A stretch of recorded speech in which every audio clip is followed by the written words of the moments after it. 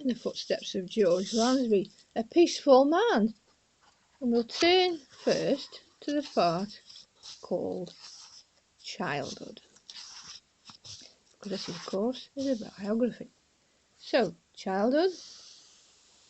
George Lansbury placed of birth is subject to slight discrepancy over place and date, but he entered this world according to his birth certificate at a house on Aylesworth High Street, Suffolk, on the 22nd of February 1859.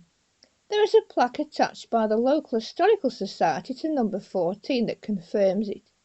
His mother, Anne Lansbury, née Ferris, was of Welsh extraction. His father, George Senior, was in charge of the gangs of men who were constructing the railways. At the time of George's birth they were busy track-laying for a viaduct on the East Suffolk line. By its nature the job was migrant, so the family moved about on a regular basis. In general, railway workers were shunned by the local residents, as their language was rather ripe, and this type of manual labour was called being a navigation or a navvy.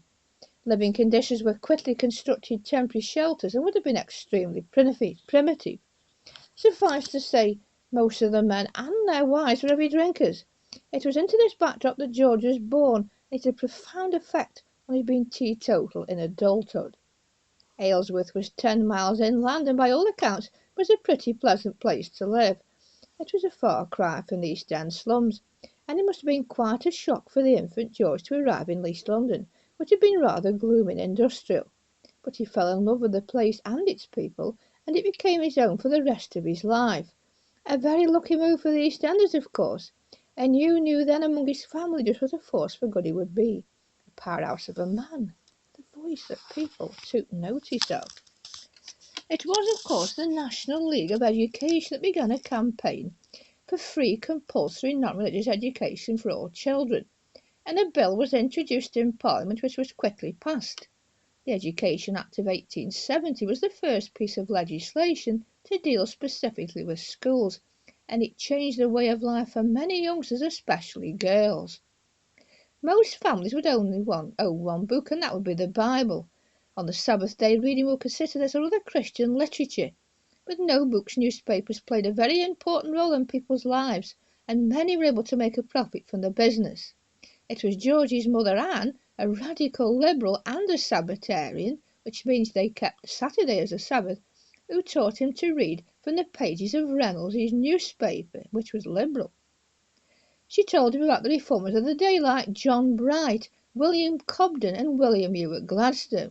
So the infant George grew up in a very interesting household, where on the one hand he witnessed the evils of alcohol, and on the other was given the political and religious grounding that he later made such good use of. George's mother then had a tremendous influence on his young life, and she herself must have been quite a remarkable person. For the era, she was literate, which was unusual, because before the Education Act, schooling was undertaken by churches where they could teach their particular doctrine to the pupils. So this might be where she did learn to read.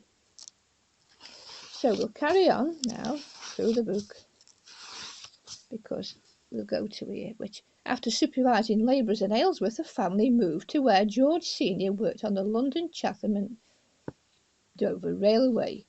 Their accommodation this time was in wooden huts. Moving along the line to Greenwich, Bethnal Green and Whitechapel, they had a stroke of luck, because they were able to stay for considerable time in a large Georgian house in the grounds of the Great Eastern Railway.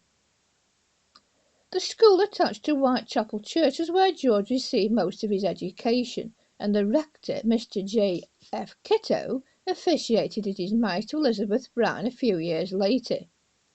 It was 1875 when George Lansbury Senior died that G.L. first met the lady who was to become his wife. Bessie was 14 years old, and the daughter of Isaac Bryan, a local sawmill owner. After all the upheaval of his youth, it was fortuitous that their paths should cross at Whitechapel Church.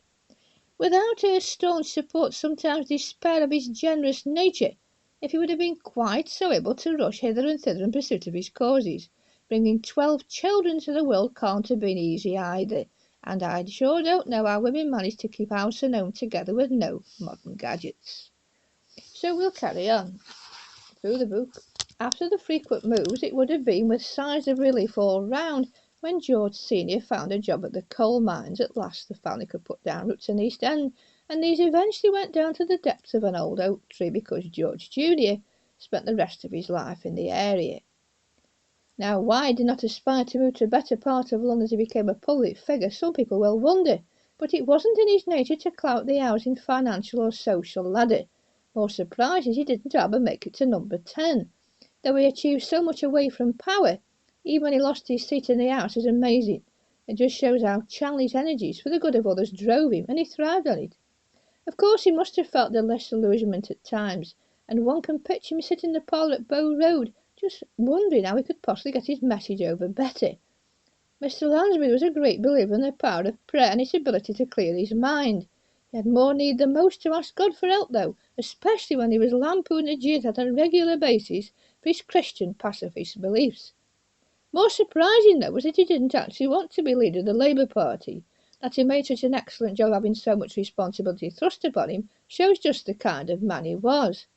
But we'll go back, because we're digressing. It is usually when we are very young that the rest of our lives seem a far distant thing. Some of us yearn to be adults so we can behave as we please without censure. We put away our toys and forget virtually everything we've learned at school in the big wide world. But George would have been about only 3 years old when he started some kind of training. In those days he was concentrating on the very basics of learning to read and write, not on chemistry and physics and all these new-fangled, we might say, subjects we have today.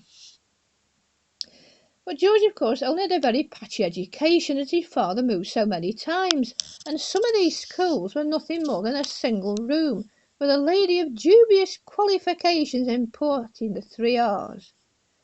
Now, one of these ladies made George the head boy, which you might think was an honour, but she spent most of the day knitting and sewing, and she gave him the job of threading her needle and unravelling her wool, so I doubt he picked much up off her only how to knit, but hopefully if he did, would have come in useful to him later, because he had 12 children.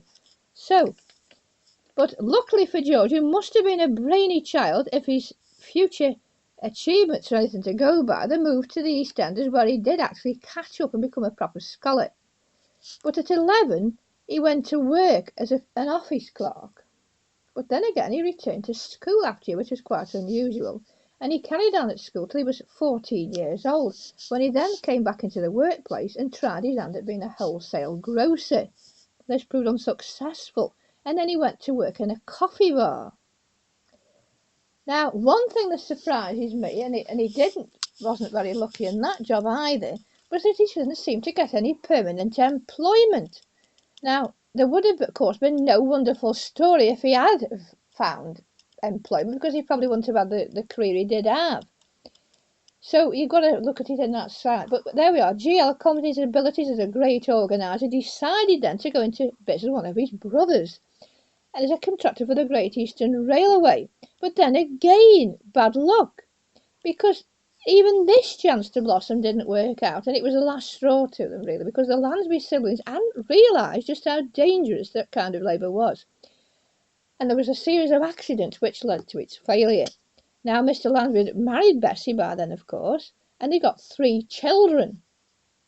And he decided, after being tempted by the prospect of a better life down under, to go to Australia. Well, to Brisbane, actually, went to Brisbane. So they left Montague Street, Newtown, Whitechapel, hoping for a better life.